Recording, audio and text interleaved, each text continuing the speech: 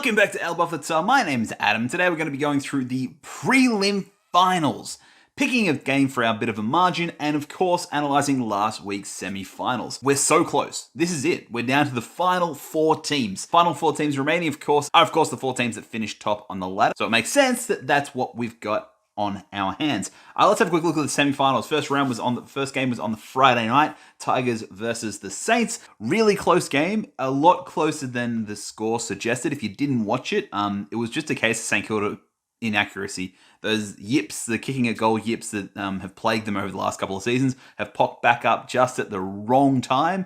And you can see right there from the score, Tigers 12-8 to St Kilda 6-13. It was a tough game. It was a hard game. It was a good game to watch.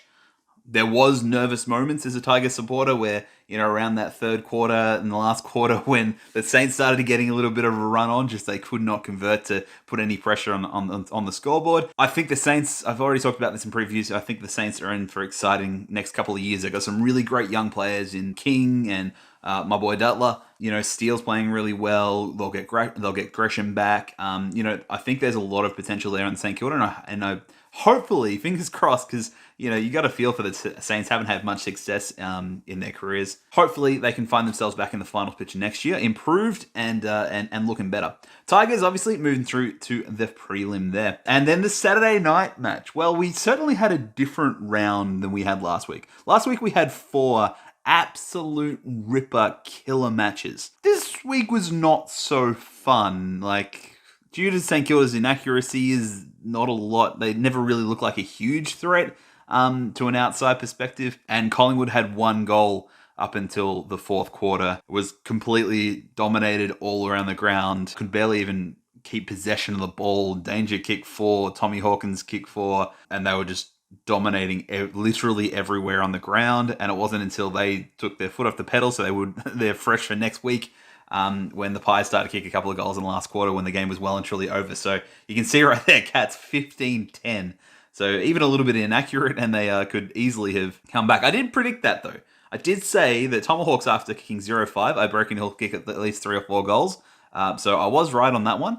But I did not expect the Pies to have that performance. I think Collingwood is a much better team than that performance. I think, the traveling over WA and then having to quarantine and then come back to Brisbane, I think that takes a toll on them. I think that really does make it a lot hard. I think they had the hardest traveling schedule in the finals because of that trip all the way to WA. So it was always going to be hard, and the Cats are very, very, very good, and they took advantage of, the slower, more tired Pies. So Collingwood, you're done for the season, but you got to be proud with your boys. And of course, once you get players like Jeremy Howe back, Side Bottom getting time again next season, I think still be in the finals picture next year as well. But Cats through the prelim on that one. Now let's have a quick look at these games. We've got our final 4. It was our top 4 from the start of the season, so it makes sense that these are easily the best 4 teams in the comp, and they're going to be facing off with each other, which is a very exciting times. Let's have a quick look now.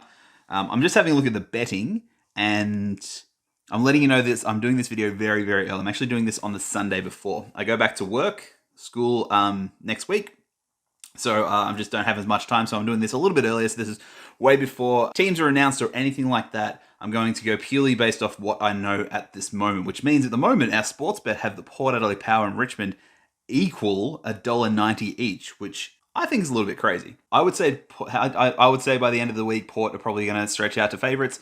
Port in Port is a very, very tough trip. They've had the week off to rest, so their pressure game is going to be high. And the Tigers had to do a little bit of travelling, so they went from Brisbane to Gold Coast, and now they got to go up to Adelaide to face off. It's going to be a great game. It's going to be a fantastic game. I already know this. These 2 teams are very, very high quality and 2 of the best teams in the AFL. Obviously I'm going for the Tigers, but so I think Port and Port are very tricky. The players always talk about the fans not having an impact, but literally the moment that the music hits for the Richmond Football Club and they come out to the ground, they're going to be greeted with booing, with the power of 1,000 suns. It's going to be absolute hatred from that Port Adelaide Power crowd towards Richmond. So players and professionals, they can zone that sort of stuff out. And if anything, I feel like a player like a Dusty Martin is going to fuel off that negativity and, take on the, us versus them mentality. So it could work in their favor. But, I personally, not being a professional athlete, don't like being booed a lot. It's not fun if I just walked into my workplace and just, 20,000 people booing me in unison would be not enjoyable. You also have to remember that the Cats and the Tigers have been in this hub for 100 days, 100 plus days by the time they play this game. They haven't seen friends, they haven't seen their family, so it's got to take wear and tear on them. I remember when they were talking about early on about the hub, players complaining about the 30 days. These two teams have now been there for, 100 days. So crazy season, but, it's going to be a really interesting game. I think it's going to be a really hard fought game, but the Tigers, having that extra week, their pressure game could be a little less high intense than Port Adelaide, who had that week off and rested legs to bring that pressure. It's going to be two very even close matches. And I'm excited to sit down and watch it. Regardless of the result, I know it's going to be a good game of footy, which is always good going in. The second game, our second prelim for the week, is the Saturday night. So we've got the Lions versus the Cats. Now, already got the odds on the Lions, which is completely fair enough. Who's going to be playing a grand final? Is it going to be Brisbane, who gets to play a grand final at the Gabba, which may never happen ever again?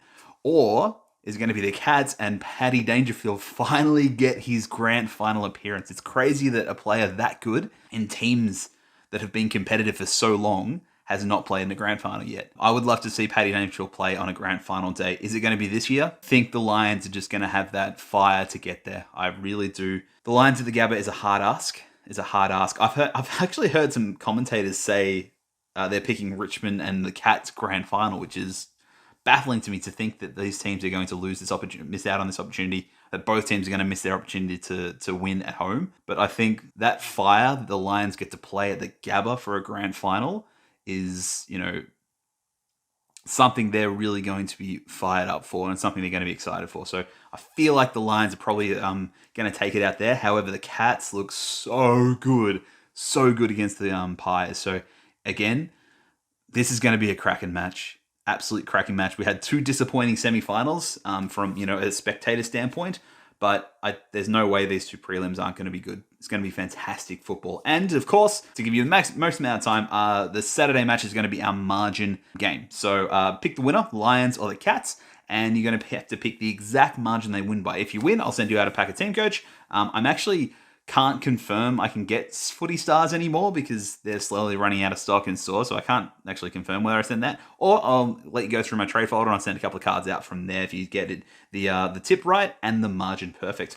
Last week's was the Cats and Pies. The closest we got was somebody I think tipped it by about 48 points. No, nobody foresaw that massive win from the Cats. No, absolutely no one saw that was going to happen. No one was on it for that one, but what's going to happen in this one? Is it going to be a close game? Is it going to be, a blowout one way or another? What's going to happen? My gut is it's going to be a couple of goal game at the very most. Both teams are going to go down absolutely fighting, scathing, and trying to get into the grand final of the craziest season of all time. But what do you think? Pop your thoughts down in the comments of this video and may win yourself some prizes. Thank you so much for watching this video. If you enjoy my content, please make sure you like and comment down below. If you are new to the channel, I'd love if you consider maybe hitting that subscribe button and the bell icon to come along with me on my YouTube journey. Second last round of the finals. Next week, we got the big one, the grand final. I'll be doing a big grand final preview of that game, of what I think is going to happen, regardless of what teams are inside there. And of course, we'll be doing that last margin competition for the year. But apart from all that, thank you so much for watching. Please make sure you're staying safe, staying healthy, and being amazing. And as always, I will see you in the next one.